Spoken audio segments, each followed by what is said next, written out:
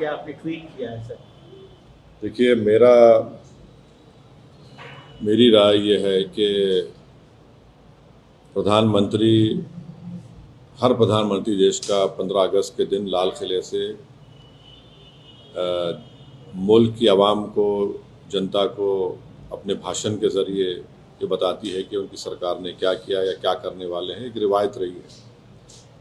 मगर प्रधानमंत्री 15 अगस्त के दिन 2025 में खड़े होकर आरएसएस की तारीफ़ करना, उनके 100 साल के मुकम्मल होने पर उनके बारे में प्रधानमंत्री ने देश को जो बताया है, मैं समझता हूं कि ये हमारी जंग आज़ादी की जद्दोजहद की एक बहुत बड़ी तौहीन हुई। इसलिए कि आरएसएस और उनकी जितनी तंजीमें हैं वो तो जंग आज़ादी में हिस्सा नहीं लिए, बल्कि वो तो अंग्रेज़ों की ताईद में रहते थे और वो अंग्रेज़ों से ज़्यादा मुजाहिदीन आज़ादी से नफ़रत करते थे, चाहे गांधी हो या जितने बड़े बड़े नेता उस वक्त के हो हैं। तो मेरा मानना यह है कि आरएसएस हमेशा से 1925 से लेकर अब तक और मुस्तकबिल में भी वो इंक्लूसिव नेशनलिज्म की मुखालिफत करती रही। जो यही इंक्लूसिव नेशनलिज्म जो हमारे बुजुर्ग गुजरे हैं, जो हमारे मुजाहिदीन आज़ादी गुजरे हैं, उन्होंने इसी बुनियाद पर इस देश को आज़ाद करवाया अंग्रेज़ों की ग़ुलामी से। और जो हिंदुत्व की आइडियोलॉजी है वो हमारे भारत के संविधान के बिल्कुल खिलाफ है, बिल्कुल खिलाफ है। तो प्रधानमंत्री अगर आरएसएस के दफ्तर पे गए तो मैं कुछ नहीं बोला, क्योंकि मैं जानता था वो तो स्वयंसेवक थे और हमेशा रहेंगे। मगर जब आप प्रधानमंत्री के तौर पर ये कह रहे हैं और इस तरह की बात कर रहे हैं, जो संघ परिवार इस मुल्क में हेटरेट को फैलाती है, डिवीज़न होता है, तो ये तो प्रधानमंत्री उनकी तायीद कर रहे हैं। आप हम देख लीजिए कि नॉन कोऑपरेशन मूवमेंट है। सत्याग्रह जो होती थी 1920 और 40 में, रोलेट एक्ट के खिलाफ जो एजिटेशन होता था, सिविल डिसोबीडियंस या क्विट इंडिया मूवमेंट था, या नेवल म्यूटिनी इन मुंबई थी, इसमें क्या आरएसएस नजर आती है क्या आपको? फिर आप देख लीजिए, मैं ये क्यों कह रहा हूँ, आरएसएस का जो प्रार्थना है, वो प्रार्थना में क्या लिखा गया है बताइए आप? क्या वो प्रार्थना इंक्लूसिव है? फिर आरएसएस का जो शपथ है, एक ही समुदाय के, रिलीजन, उनके सोसाइटी, कल्चर की बात होती है। और फिर आप अगर हिस्ट्री में जाएंगे तो जब अंग्रेज़ों ने ये फैसला लिया कि कोई भी ऑर्गेनाइजेशन मिलिट्री ड्रिल यूनिफॉर्म पहन के नहीं करेगी, तो फौरन 29 अप्रैल 1943 को गोलवालकर ने एक सर्कुलर लिख दिया कि हम अपने इनका जो यूनिफॉर्म है निकाल रहे हैं। जबकि उस वक्त जो अंग्रेज बोलते थे उसके अपोजिट में देश करता था। आपने किया वो। एक और बात आपको जानना चाहिए कि श्यामा प्रसाद मुखर्जी कौन है। श्यामा प्रसाद मुखर्जी जनसंघ के फाउंडर हैं, महासभा के हैं और आरएसएस के एक जिम्मेदार थे अंडर अ पैक्ट। दिसंबर 1941 में श्यामा प्रसाद मुखर्जी बंगाल कैबिनेट में मंत्री बने। कौन उसको हेड कर रहा था? फजलुल हक। ये कौन था फजलुल हक? ये फजलुल हक वही आदमी था जो पाकिस्तान का रेजोल्यूशन मुस्लिम लीग के सेशन लाहौर में मार्च 1940 में मूव किया था। आप बताइए, फिर आज प्रधानमंत्री इनका बात कर रहे हो। दूसरी आखिरी बात, ये जो प्रधानमंत्री कहते हैं एनजीओ, आपको इनकी हिस्ट्री अगर मैं, क्योंकि वक्त नहीं है, मुख्तसर से अल्फाज में कह रहा हूं कि आरएसएस ने जो मिसलेनियस एप्लीकेशन नंबर 17 1978 में जो डिस्ट्रिक्ट जज नागपुर के सामने फाइल किया था, राजेंद्र सिंह ने फाइल किया था, जो बाद में बाला साहब द्योरस जो उस वक्त सरसंघचालक थे, उनके बाद वो सरसंघचालक बने। उन्होंने क्या लिखा पढ़ लीजिए आप। कॉन्सेप्ट ऑफ हिंदू नेशन के बारे में उन्होंने क्या कहा था। फिर उसके बाद आप पढ़ लीजिए जो एप्लीकेशन उन्होंने दिया था, उसके पैराग्राफ नंबर 13 पे क्या लिखा हुआ है। फिर उन्होंने सरसंघचालक के बारे में क्या कहा था। ये तमाम चीजें सामने हैं। उनका पार्टी का जो आर्टिकल 14 है, कल्चरल ऑर्गेनाइजेशन बोलते हैं मगर हर काम आप पॉलिटिक्स में हिस्सा लेते हैं। तो ये हमको अफसोसनाक दिखा कि प्रधानमंत्री इस तरह की बात किए बहैसियत प्रधानमंत्री के, वजीर आजम के। आप देश के बारे में बोल रहा था, आपने कल अपने भाषण में कहा कि दूसरी बातें कही। ठीक है, हम आइडियोलॉजिकली बीजेपी के खिलाफ थे, रहेंगे, प्रधानमंत्री बीजेपी से आते हैं, मगर एक वजीर आजम तो है। मगर इस तरह उन्होंने आरएसएस की उनको सराहा, उनकी तारीफ की, ये सरासर गलत है और ये हमारे देश के लिए ठीक नहीं है। हमारे को खतरा चीन से है। चीन आज भी हम उन पेट्रोलिंग पॉइंट्स पर हम नहीं जा सकते। हमने 25 पेट्रोलिंग पॉइंट खो दिए हैं। और जो ऑर्गेनाइजेशन देश में अपनी आइडियोलॉजी की बुनियाद पर निफाक पैदा कर रही है, इख्तलाफात को फ़रोग़ दे रही है, हेटरेट में इजाफा कर रही है, कई मसाजिद पे केसेस डाले जाते हैं, दरगाहों पर 500 साल पुरानी दरगाह पर वहाँ पर ख़बरों को तोड़ा जाता है। कौन है ये लोग? ये तो सब इनका ताल्लुक आरएसएस से है।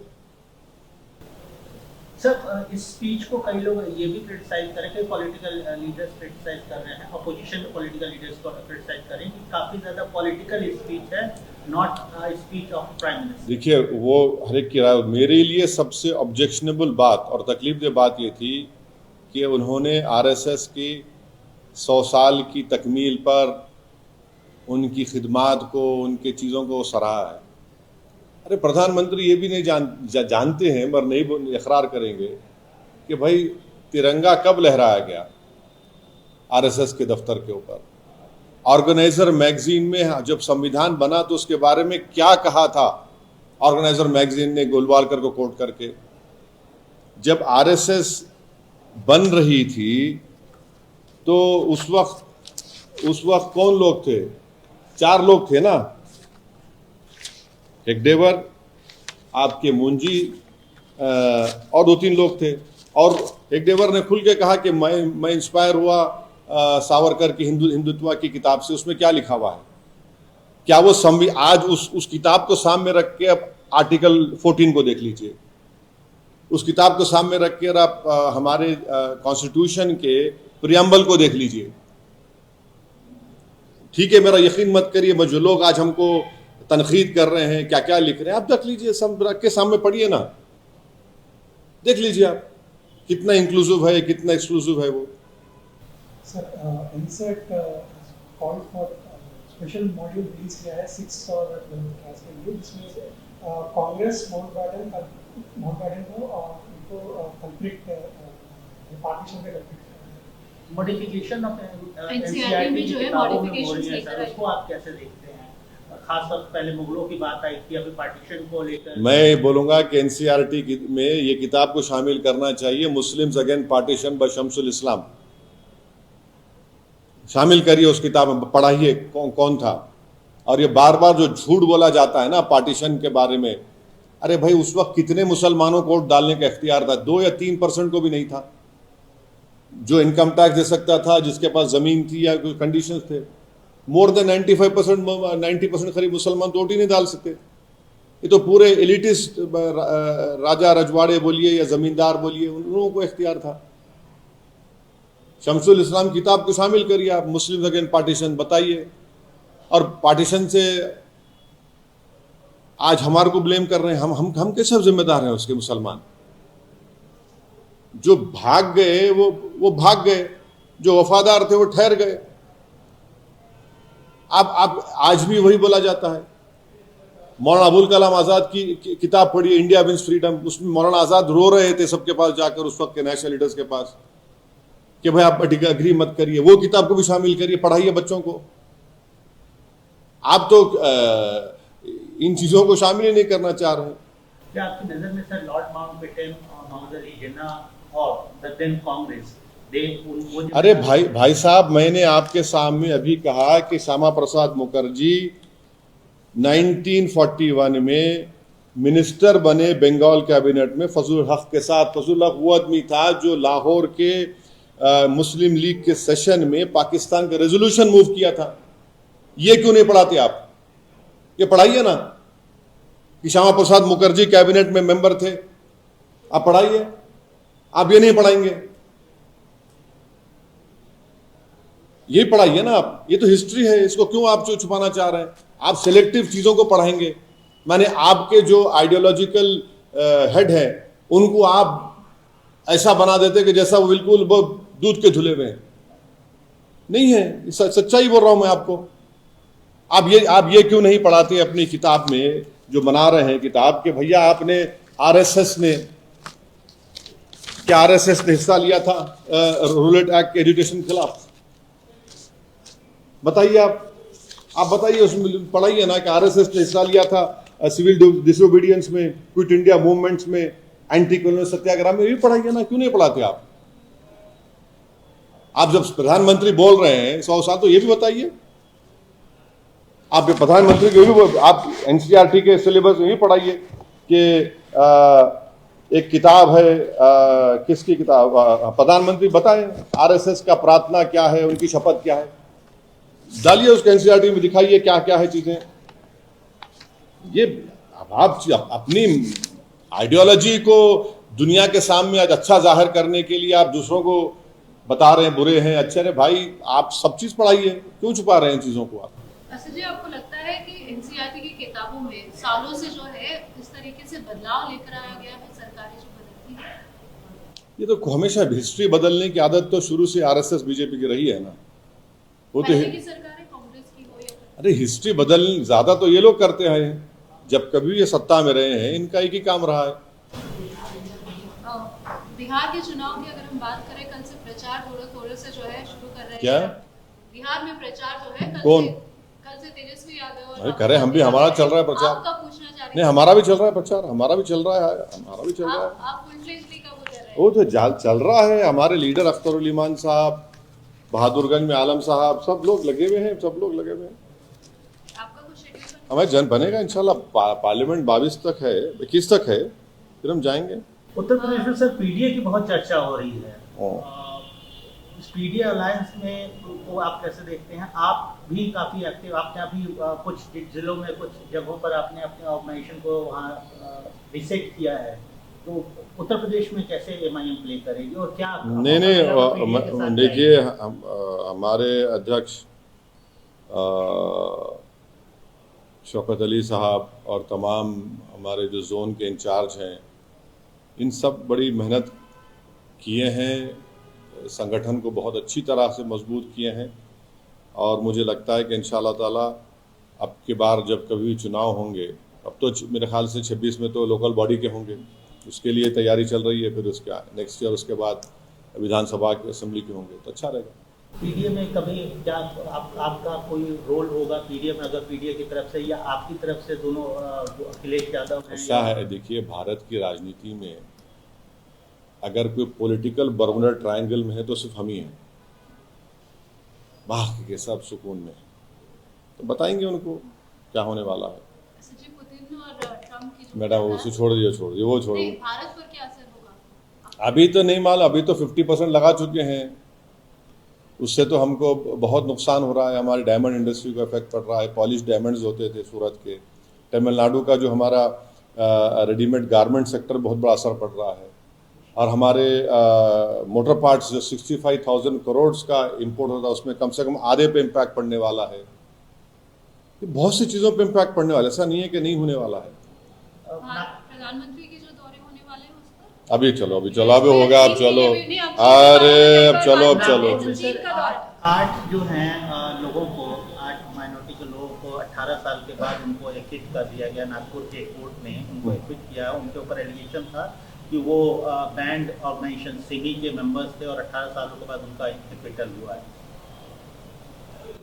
देखिए 18 साल के बाद कोर्ट ये कहता है कि उनके पास जो पैम्फलेट निकले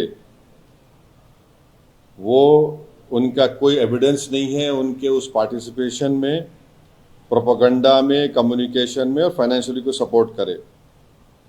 और कोर्ट ने ये भी कह दिया कि सिर्फ पोजेशन लिटरेचर का रखना डॉक्यूमेंट, ये अनलॉफुल एसोसिएशन नहीं हो सकता क्योंकि एक्टिव इंटेंट और पार्टिसिपेशन नहीं था। तो ये जो बार बार यूएपीए का गलत इस्तेमाल हो रहा है, और जिस वक्त यूपीए की सरकार थी उन्होंने यूएपीए कमेंट किया, मैं उस वक्त उसका अपोज किया था ऑन रिकॉर्ड और बोला था कि इसका मिसयूज होगा हमारे खिलाफ, मुसलमान दलित के खिलाफ। वो प्रूफ हो रहा है। 18 साल। अरे भाई, अब ये आप हर चीज में आप बोल रहे हैं चोरी चोरी, इनकी जवानी चोरी होगी, कौन जवाब देगा बताओ? आप ये चोरी होगी, इनकी जवानी चोरी हो गई, इनकी जवानी के जवाब वापस कौन करेगा? कोई नहीं करेगा, कोई नहीं करेगा, कि बात ही नहीं होगी।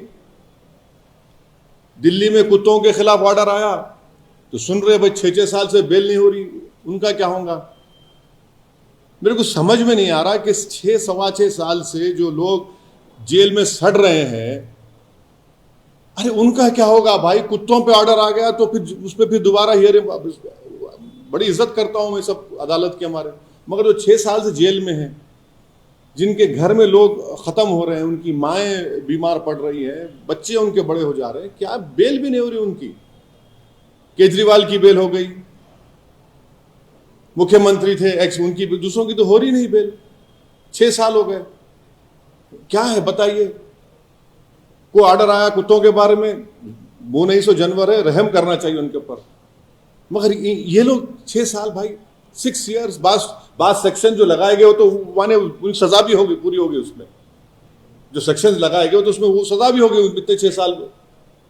क्या है बोलते, यूएपीए लगाया गया। इवन यही तो बहुत बड़ा इनजस्टिस है। तो ये जो जवानियों की चोरी हो रही है, ये जो जिंदगियों की चोरी हो रही है, ये जो उनके फ्यूचर की चोरी हो रही है, इस चोरी के बारे में कौन बात करेगा? कोई बात ही नहीं करेगा। आप बताइए 2006 में किसकी सरकार थी महाराष्ट्र में किसकी सरकार थी? आज वो क्या बोलेंगे? वो जो वो आंख में आंख मिला के बैठ सकेंगे इन बच्चों के? नहीं बैठ सकेंगे। आप रेलवे ब्लास्ट हुआ, कोई पूछने वाला नहीं है। मेरे से आके मिले 2 लोग हैदराबाद में आज से 5 दिन पहले, अपनी एक बेटी को लाके मिला है, बोले साहब ये बच्ची मेरे सामने छोटी थी, जब मैं आज ये इस उम्र की हो गई। ये तो टू मच है ना, ये तो इंसाफ नहीं हो रहा है, ये तो गलत हो रहा है, तो इससे गलत मैसेज जाएगा। एनी चांस सर अभी भी बिहार में कोई अलायंस? नहीं, अख्तर उल ईमान साहब इस सवाल का बेहतर जवाब दे सकते, वो अपना फैसला लेंगे। और नहीं, अख्तर भाई इस पे को पूरा इख्तियार है, वो जो फैसला लेंगे पार्टी का वो फैसला होगा और अख्तर वो बताएंगे।